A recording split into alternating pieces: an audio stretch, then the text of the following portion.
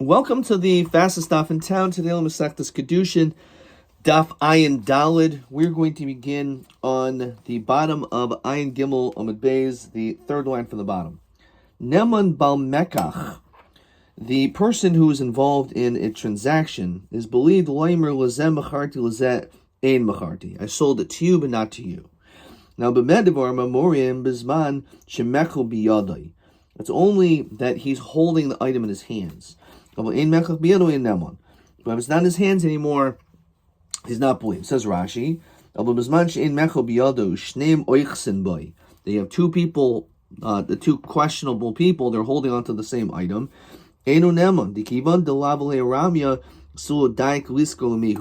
Once he's no longer holding his item, his wares that he was selling, so he's not going to be as particular.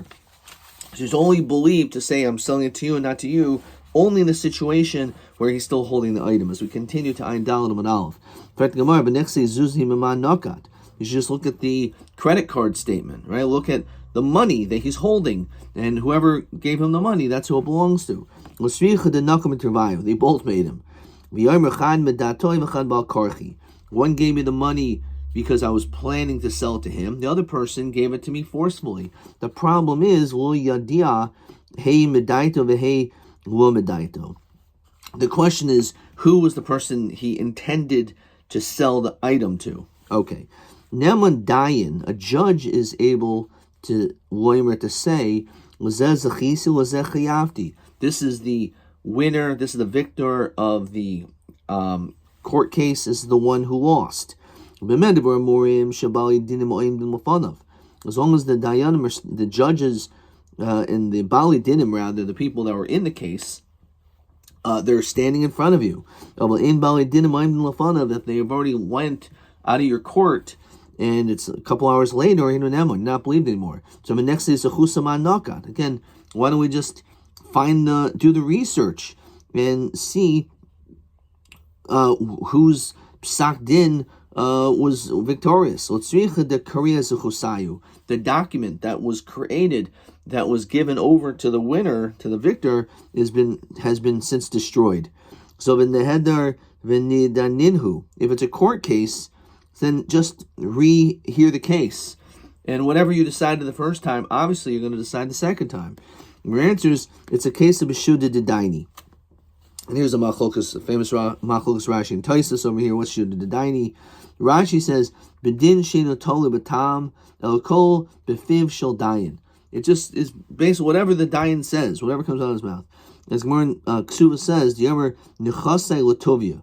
If a person says, my possessions go to Tovia, Vasu Shnei Tovia, and you have two people by the name of Tovia, they come, Shneim Kroivim, Shneim Shchenim, and they're both equal, they're both just as friendly to this person, or they're both neighbors, so it's really hard to figure out who he would have given it to. It's equal. V'amrin Shuda Dedaini.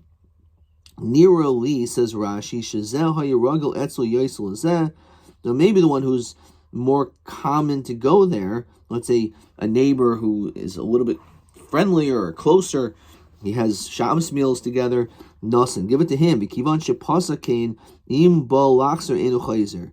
Shema Yatenu Libo Tzadasheni. Since it's not so clear, it's possible that you may end up leaning toward the other side. So Rashi holds the notion of Shuda Dedaini is this notion that there's some logic.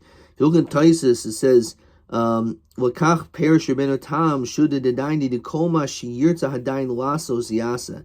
The Hefker based in Hoya Hefker. So B'shud is Lashon Hashalacha, literally like throwing darts. So that's the difference between Rashi and Taisus. So I'm Rav Nachman. And of course, seemingly every time we mention Shuda Dedaini, Rashi and Taisus both discuss this machlokas.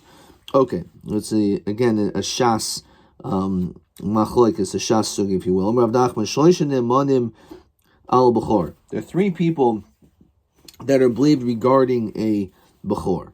Eluhain, Chai Abba V'imo, the midwife, the father, and the mother. Chayil alters. We saw in yesterday's daf that the midwife can say this was the firstborn, if it was twins, this child came out first. Imo Kol Shiva, the mothers believe for the first 7 days. And Rashi says, interestingly enough, the first 7 days, Shedain in Aviv Makirbo, the father doesn't really recognize the child. Literally, the first week, the child doesn't even leave the mother's hands. So,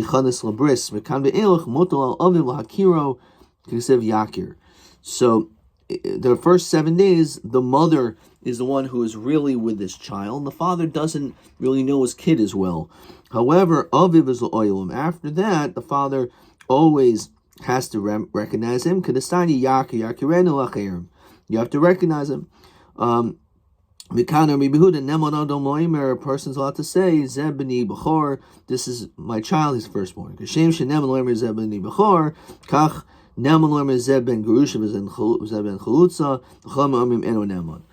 you actually say that your child is a chol? So it's a machlokus, and Rashi says the reason why you're not neman on ben gerusha v'chalutza, again, is specifically what they're arguing about. Not that chachamim were inu neman about he's a bechor, but it's dafka on that. So Abba Shal hayakari l'shtuki baduki. He used to call the shtuki the one who was examined. So my baduki, what does that mean? Checked out. Ilema shiboitkinas imo, that we basically ask question to the mother. Then she says, I'm telling you, the one who I'd be with, the man that I was with, is a kosher nemenis, and that she's believed. Come on, Rabbi Gamliel. So what are you doing? You're telling me like the shitas are Rabbi Gamliel? Tanina, Chadazimna, we learned this at great length in the first paragraph of Seth Ksuvas. Dinan, Haisumu Baris. If a woman is pregnant, the Amrullah, and you ask, you don't say, gee, how are you feeling? What's the gender? You say, Mativishal Uberzeh. What is the status of this child? In other words, who's the father? So Amrulahem, so she says, Mi'ish Pliny, B'Kayanhu, he's such and such a person, he's a Kayan, doesn't have to mean he's a Kayan, but Rashi says miyuchasu, he's kosher. Rabbi Gamliel, Rabbi Lezer, Amrim Ne'emenes. Yemishua, Omer, Lo Mepinu Chayin. We don't listen to her. V'yomer Rabbi Yehuda Mishmol, Rabbi Gamliel. So the question is, why do we need this mission to tell you this? We already know the din of Rabbi Gamliel, that we believe her. So my answer is, Chadal Hashir Ba, the Chadal Hashir Bavita. One is to machshir her, and the other one for her daughter. So the two Mishnayos are coming to teach us two different things. Says Rashi, Rabbi Gamliel lo hemina el atzma, shonischala min truma. Now we only believe her that she's not a chol from eating truma. Lo hasher oisa uber. This actually is not enough to allow the uber to be a kosher. Shim basi lo tenasel kayin. If they end up having a daughter, this woman has a daughter, she cannot marry a kayin. Abashol masher ach bevita. But Abashol is saying also the daughter's mutter. We're talking about the child. In our mission, talking about the child. So the Kiddush is, not only are we mattering her to eat truma, but also the daughter. So I can understand over there in Ksuvas that the one, all it's doing is being maksher her, but not the child. Right, he's not really adding anything, because if we're actually saying no, you could actually infer once we're maksher her, I'll maksher the daughter as well. So then, what exactly is this mission coming to tell us? He's actually saying something even greater. If you weren't over there by the woman who's pregnant, Havamina Hasam, you would think over there the Rav Ksher. Maybe the only reason why we believe there's only a case where the majority of people are kosher. However, in a place where there's more people are puzzle, no. Says Rashi, Arusa. Let's say she's an Arusa. So what is an Arusa? She's engaged, which means that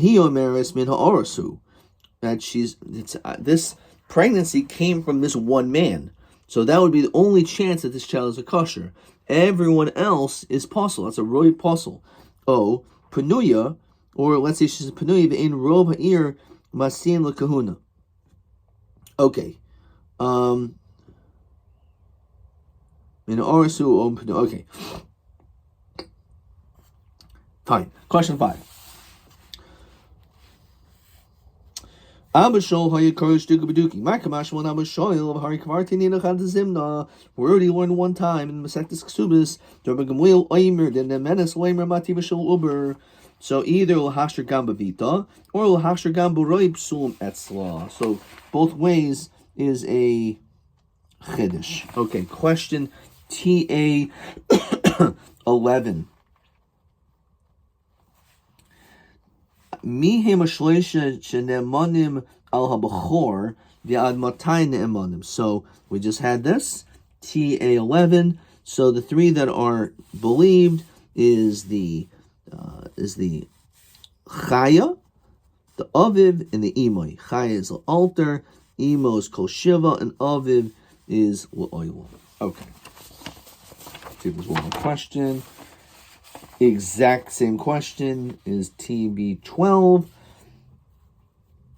Mihem Hashleisha Shenemonim al Bechor V'Amasei Ne'emonis. Chayil altar, Imo Zayin Yomim, Abu Oilum.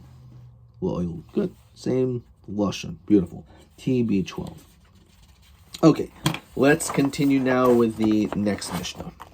Let's see the next Masnisa. Kol hasurin lavo b'kahal. Any person who we've mentioned already in the previous Mishnah, who is osir to enter b'kahal Hashem, the din is mutar lavo zebazeh. They have to be able to marry someone, so they're allowed to marry into each other. Rabbi Yehuda oiser. Rabbi Yehuda says osir. Now, what exactly does that mean? Let's look at Rashi. Kol asur lavo b'kahal mutar lavo zebazeh kagayin mamzeri b'shtuki.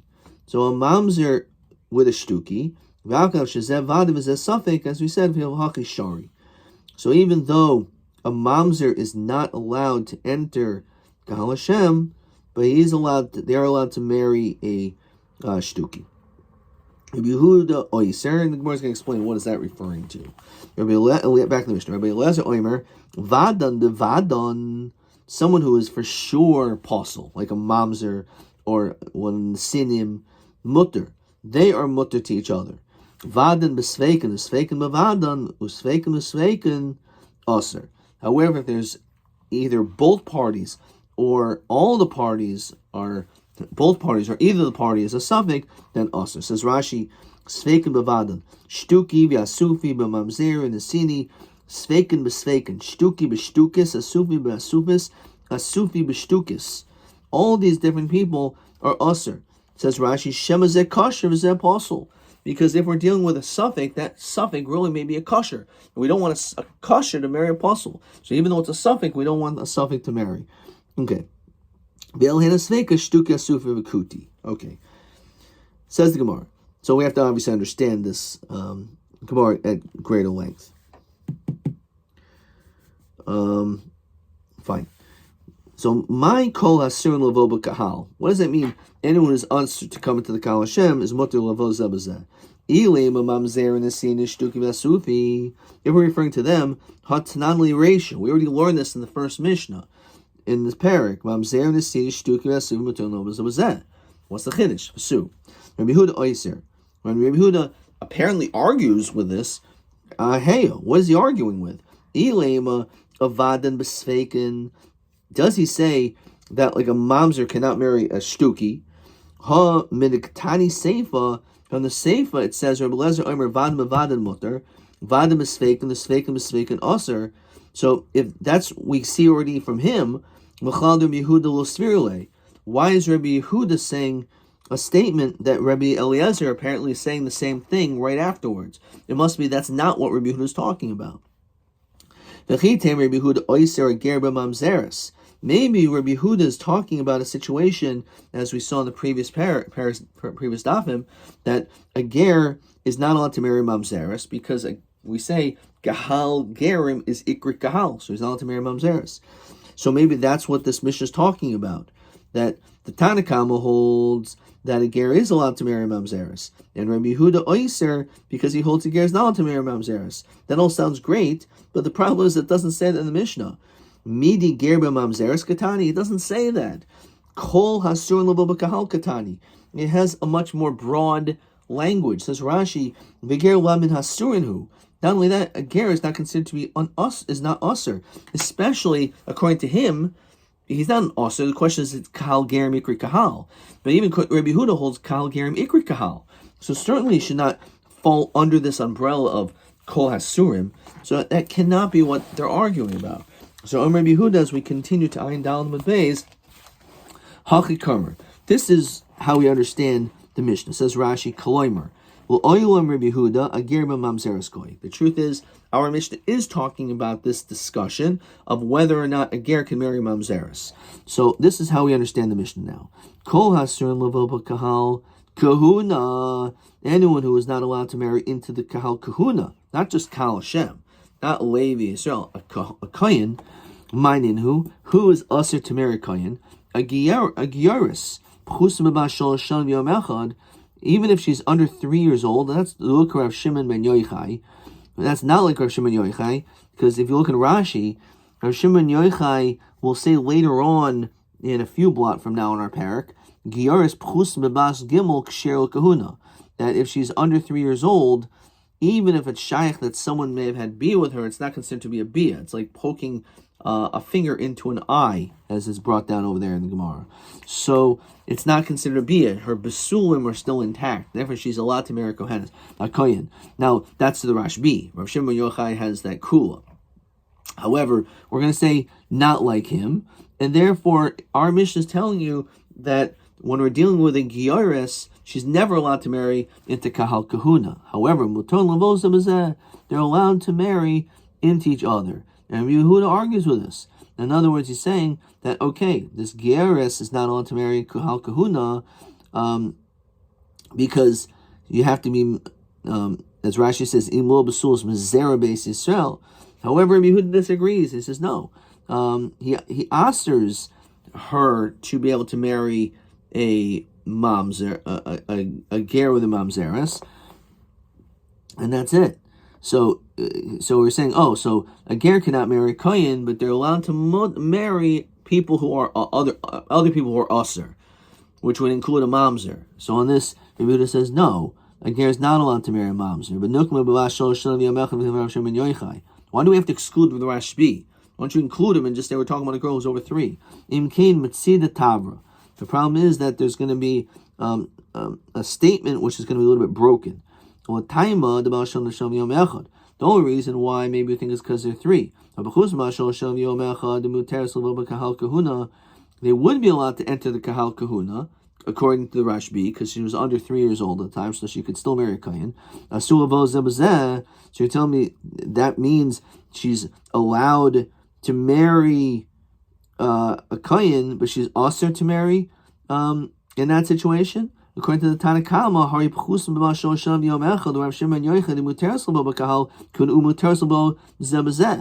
he actually holds fine. She can marry a kohen, but she can also be able to marry an apostle. And therefore it won't fit just simply into the language of our Mishnah. And therefore, because of that, we have to say it's not like the Rashbi. Okay, uklolahu, is this a hard and fast rule? The whole has kahal kahuna. Anytime you find someone who cannot marry the kahal kahuna is allowed to marry one another. In a lot of cases, you have an almana, and a grusha, a chalola, zaina, which we know. They're not allowed to marry kahal kahuna because the product of that relationship will be chalolim. We also know they're now an almana is not allowed to marry zebazeh. Should not be marrying apostle. Furthermore, hamutter usher. The dig is the other way around. If you're allowed to marry the Kal Hashem, then it's usher to marry zebazeh.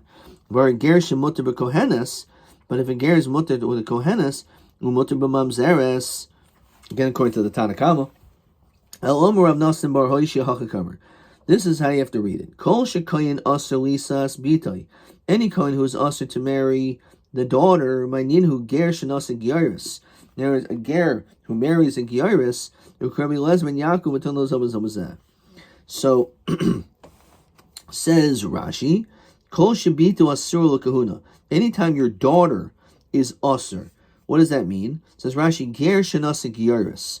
If you have a convert who marries a convert, Now we're going to see in 2 blocks from now, ger shenasa giyaris bito psula kahuna. So the din is a ger who marries a giyaris. So not only are they a giyaris cannot marry a kohen, but also their daughter cannot marry. But they're allowed to marry another. So we'll still allow her to marry a mamzer. So that's what it's referring to. It's talking about the product of a ger who marries a giyaris. That daughter is still puzzled to kahuna. However, this daughter of a giyaris is allowed to marry a mamzer. Anytime a kohen is asked to marry the daughter of such a relationship, you have a chol who marries a bas Yisrael. The kohen aser bitai. The kohen's not allowed to marry their daughter because a chol with a bas Yisrael, the din is that child will be a cholola. So the kohen's not allowed to marry the daughter. But she's not allowed to marry a mamzer. We're going to hold like the Shita of Dustoi ben Yehuda, as we saw before, as Rashi quotes, that when it comes to a man who's a chol and he has a daughter, that daughter is mutter to kahuna. Okay, what if they're both chololim? So in that situation, if they're both, says Rashi, hold off on that. The Su, mutter aser. Hari ger shenasa bas Yisrael. If you have a ger who marries a bas Yisrael, the kohen mutter lisa bitai. A kohen is allowed to marry their daughter. If a ger marries a bas Yisrael, she can marry their daughter. And we turn those that. But we also allow her to marry a mamzer. Says Rashi, mutter lo b'mamzerim deha omer kahal gerim lav kahalhu.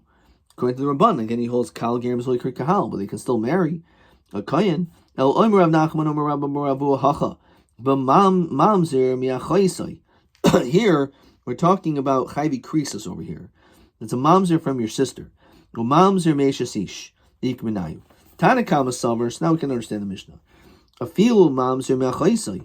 Even if it's a mamzer from your sister, nami havi mamzer, that's also considered to be a mamzer. In other words, do we say chayvi krisus? The din is that the child is going to be a mamzer. So on this, Tanakama say even a mamzer from your sister is a mamzer. Okay, says Rashi, when it comes to an eshes ish, that will produce a mamzer, but not me'achaisai. And what says Rashi, mamzer me'eshes ish ikabenayu. La beger afligu. They're not talking about the case of a ger to a mamzer. No. El deksaver yesh mamzer b'chayvi krisus. We know that when it comes to mamzers, it didn't chayvi krisus. Kol ha-noladim isuri erba mamzerim him. Anyone who is born from isur erba, they're considered to be mamzerim. Umutar muvazavazes, says Rashi. Hani chayvi krisus b'mnei chayvi misus kegoyin eshes ish dekol mamzerim him. They're all considered to be mamzerim, not just chayvi misus, but also chayvi krisus. So in this Rabbi says only by chayvi misus, like by eshes ish, but not chayvi krisus. My kamashma tinino is a mamzer kol shu b'lo yavoi. Rabbi Kiva. Rabbi Kiva is very strict, and he says anyone who even a lav, that the product of a lav will produce a mamzer. Shimon hatimoni amir kol shechayim lo lav kares b'dishmayim v'lach k'davarim. As long as even a chiv kares like me'achaisai.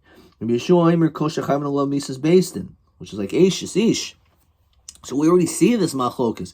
We already know the machlokas. So that can't be what our Mishnah is talking about either. Ella, and we're finally going to get to the answer over here. Omarava geramayni Moavi ikibenayu. When it comes to a convert of Ammon and Moab, that is where the machlokas is. What is that?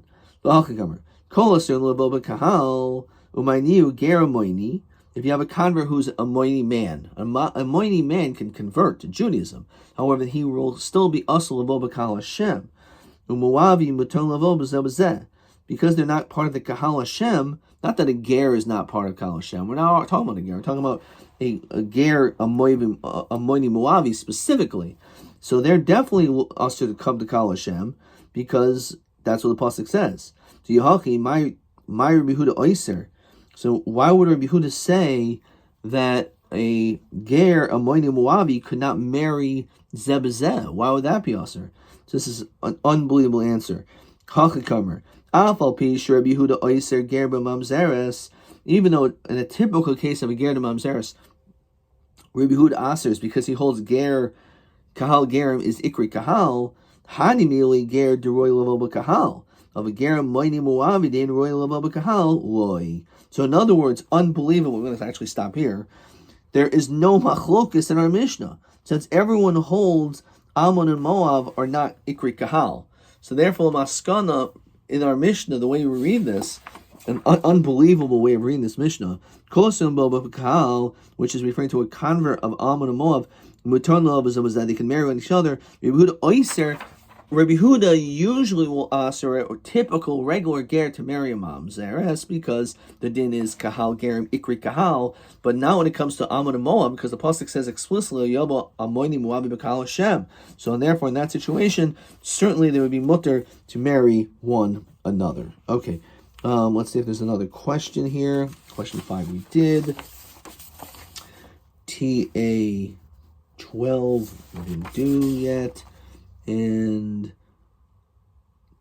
TB13 we also did not do. Ad Khan.